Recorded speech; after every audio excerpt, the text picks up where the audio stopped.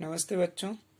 हम अनुपात पढ़ रहे थे और अनुपात में हमने पिछले लेक्चर में कुछ बेसिक क्वेश्चन कवर किए थे। आज हम उसी में आगे कुछ और क्वेश्चन प्रैक्टिस करेंगे। तो देखो, हमारे पास क्वेश्चन है, जैसे यदि A अनुपात B बराबर 3:5 है तथा B अनुपात C बराबर 2:7 है, तो A अनुपात B अनुपात C कितना होगा, ये हमारे पास क्वेश्चन है। यानी कि A अनुपात B कितना दे रखा है 3:5, B अनुपात C दे रखा है हमारे पास 2:7 हो, तो A अनुपात B अनुपात C बताना है। तो देखो क्या करेंगे हम, A अनुपात B, तो A अनुपात B हमारे पास कितना है 3:5, तो A और B के नीचे लिख देंगे हम 3:5 और C के नीचे की जगह खाली छोड़ दो। फिर देखो B अनुपात C कितना दे रखा है 2:7, तो यहाँ लिख दो 2:7। अब देखो, एक तो हमारे पास ये जगह खाली है, एक ये जगह खाली है, तो ये हमें 5 वाले एलिमेंट इससे भरनी है। तो यहाँ कितना आ जाएगा 5 और यहाँ कितना आ जाएगा 2। इसको और इसको हमने भरा। अब देखो, अब हमें इससे ऐसे मल्टीप्लाई करना है ऊपर से नीचे।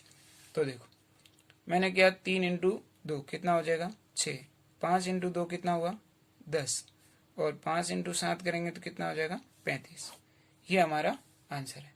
अब हमें A अनुपात B अनुपात C मिल गया 6:10:35। यानी कि आपको A अनुपात B अलग दे रखा था, B अनुपात C अलग से दे रखा था और हमें A अनुपात B अनुपात C पूछा था।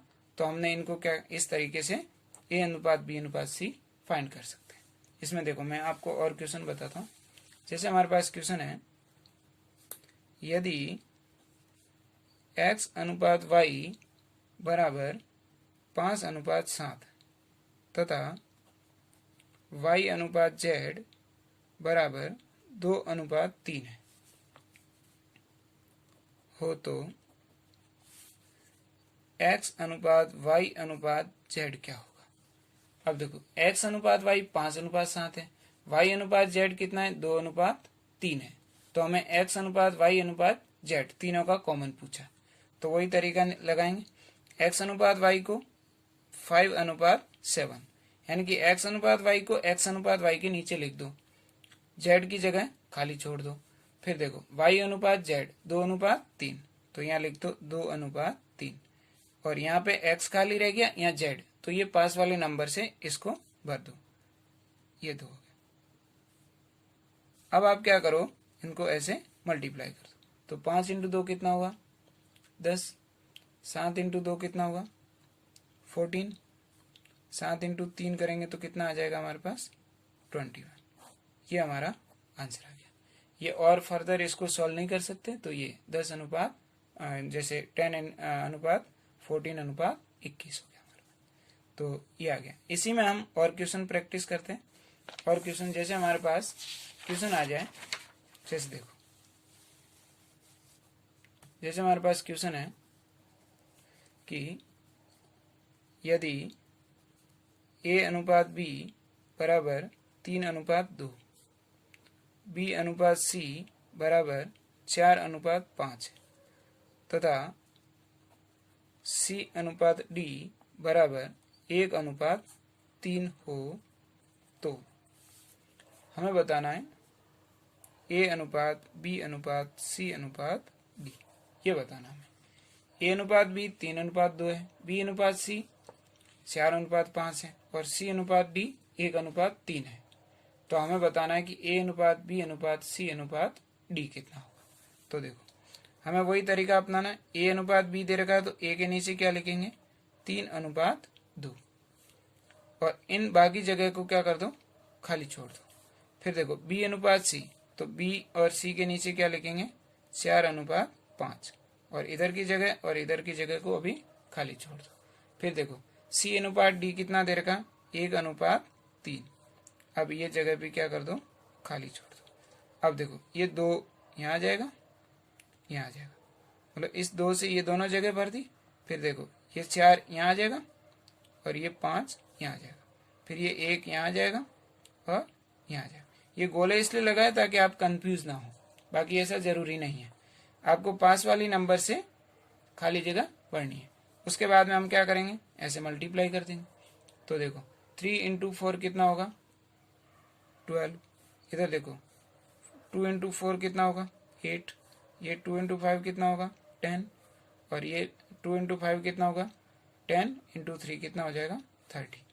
अब देखो हम इसमें और इनको आगे सिंप्लीफाई कर सकते हैं। तो इसको सिंप्लीफाई करेंगे तो क्या लिख सकते हैं, देखो 12 का कितना लिख सकते हैं 6, आधा कर लेंगे, 2 से डिविजिबल हो रहा है। 8 का कितना हो जाएगा 4, 10 का कितना हो जाएगा 5 और 30 का कितना हो जाएगा 15। अब इससे आगे ये सॉल्व नहीं होगा, तो यही हमारा क्या है सॉल्यूशन, ये हमारा आंसर हो जाएगा। इसमें देखो मैं आपको एक और क्वेश्चन बताता हूँ। जैसे देखो, जैसे मेरे पास क्वेश्चन है, यदि A अनुपात B बराबर 3 अनुपात 2 है, फिर मैंने लिखा B अनुपात C बराबर 4 अनुपात 5 है, और C अनुपात D बराबर 1 अनुपात 3, और D अनुपात E बराबर 2 अनुपात 5 है। अब हमें पूछा है कि A अनुपात B अनुपात C अनुपात D अनुपात E कितना होगा। इनकी 5 नंबर दे दी, तो हमें कैसे करना है, तो समझो। हमें क्या करना है, ए बी का लिख दो 3 अनुपात 2, फिर ये खाली छोड़ दो। फिर बी सी का कितना है 4 अनुपात 5, फिर सी डी का 1 अनुपात 3, फिर डी ई का 2 अनुपात 5। अब यहाँ कितना आएगा 2 2 2, फिर यहाँ कितना आएगा 5 5, यहाँ कितना आएगा 3 2 1 4 1, ये आ जाएगा 2 और ये आ गया 2। इस तरीके से हमें ये लिखना है। फिर हम क्या कर देंगे मल्टीप्लाई कर देंगे। तो देखो यहाँ से 3 इंटू 4 कितना हो गया 12, 12 इंटू 2 कितना हो गया 24। अब देखो 2 इंटू 4 कितना हो गया 8, 8 इंटू 2 कितना हो गया 16। अब देखो 2 into 5 10, 10 into 2 20, 2 into 5 10, 10 into 3 30, 30 into 2 60, 2 into 5 10, 10 into 3 30, 30 into 5 करोगे तो कितना हो जाएगा 150। अब देखो अब ये सब 2 से डिविजिबल है।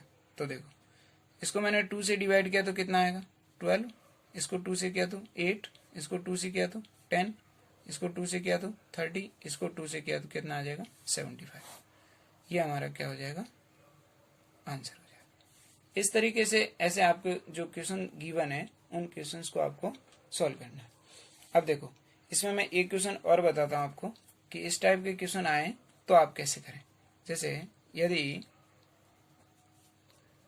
A अनुपात B बराबर 216 अनुपात 49, और हमें दे रखा है B अनुपात C दे रखा है 343 अनुपात 25, और C अनुपात D दे रखा हमारे पास 125 अनुपात 36, ऐसे दे रखा है।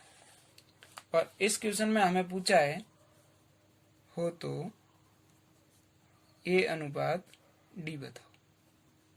A अनुपात D पूछा है, यानी कि AB पता है, BC पता है, CD पता है और AD पूछा है।